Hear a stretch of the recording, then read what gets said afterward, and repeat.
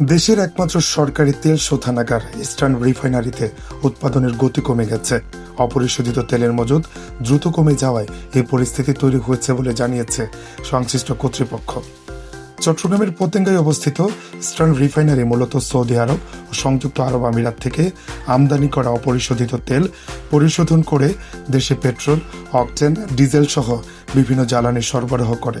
তবে মধ্যপ্রাচ্যে চলমান সংঘাতের কারণে তেলবাহী জাহাজ আটকে যাওয়ায় নতুন চালান আসতে দেরি হচ্ছে। বাংলাদেশ পেট্রোলিয়াম কর্পোরেশনের কর্মকর্তারা জানিয়েছেন, হাতে থাকা তেল দ্রুত শেষ হয়ে আসছে।